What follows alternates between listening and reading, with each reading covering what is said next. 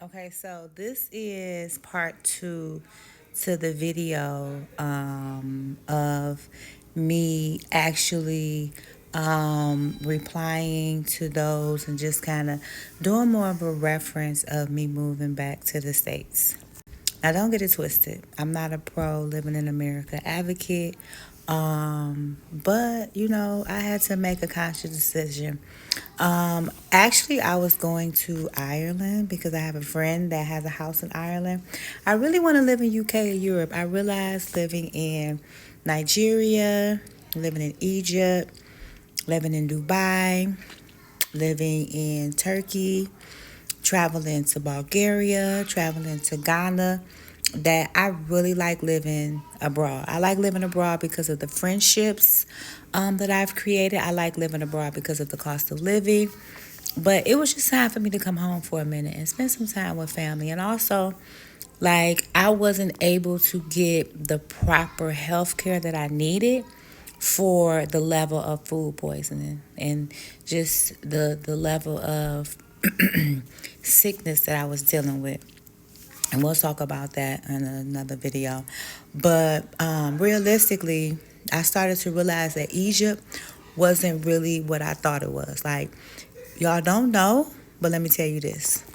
A lot of European women go there. Like, you know how African American women go to Nigeria and marry younger men? Well, a lot of European women go there to marry Egyptian men. Like, this is really a thing. Egypt is kind of hypersexual on the low, like really, really. And then also the air quality sucks. There is no place that you can't go to that you can't smell cigarettes. Like, it's really crazy. And the people that live there, even the locals, like, that don't smoke cigarettes, they be wearing masks. They be over it. Another thing is the food quality. The food quality sucks in Egypt. Like, people say, oh, you should cook. Listen, I was buying watermelon and it was spoiled.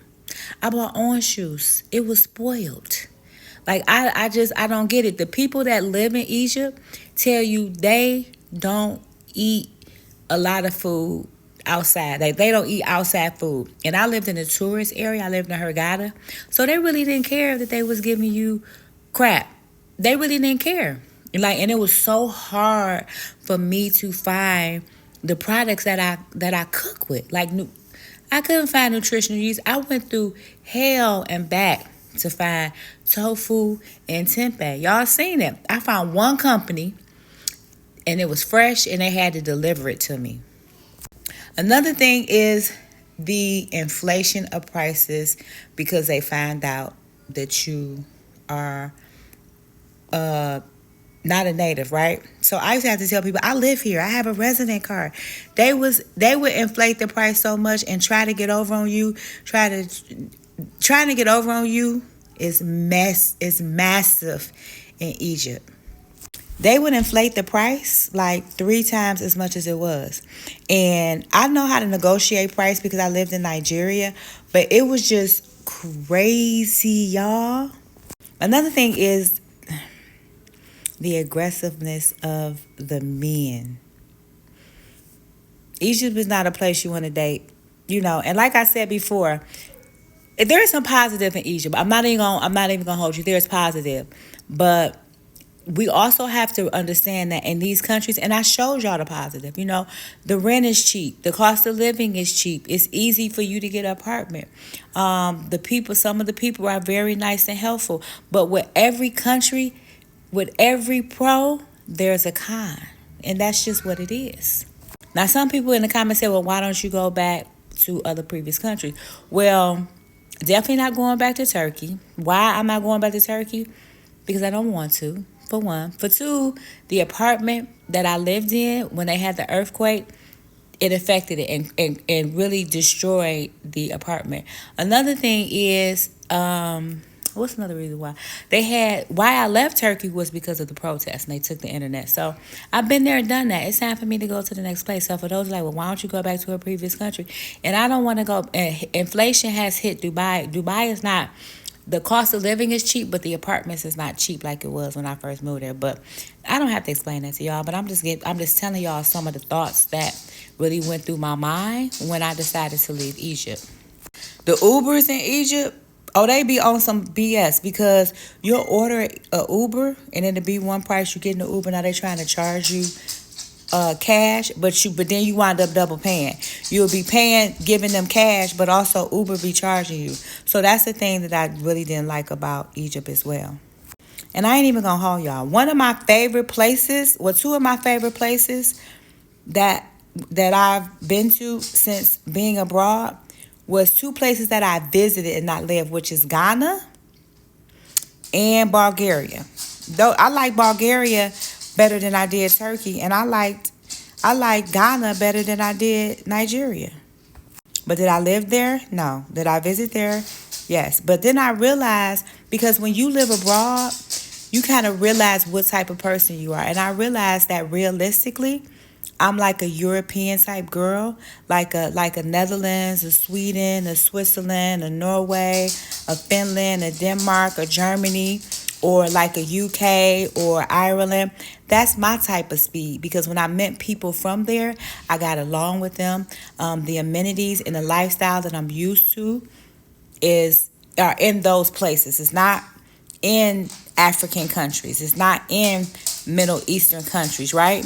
And so, but it takes a lot of capital to live there, and it takes a little bit more work, because if you want to live in UK, for me, I would need an innovator visa. So, I said, okay, let me just come back, restructure, reset, and then really figure out how I can live in those places. Because for me, I'm cool with, like, I realize that I'd rather pay more money for the type of life I want to live than to live somewhere and then have grievances and be trying to work through those grievances, like stuff like being in Nigeria with them taking the lights. Nigeria, cool, it's a vibe, but I got to deal with NEPA. You know what I'm saying? Dubai, it's a vibe, but I got to deal with hot ass summers. Turkey, it's a vibe, but then I got to deal with the potential earthquakes and social injustice, and they blocking the internet. Egypt is cool, but I got to deal with cigarette smoke, food that is spoiled, and people trying to tax me on the street. Everyone that I met from Europe were generally happy people and spiritual people and know about holistic life, and we had a connection. I met a lot of people now that are really good friends.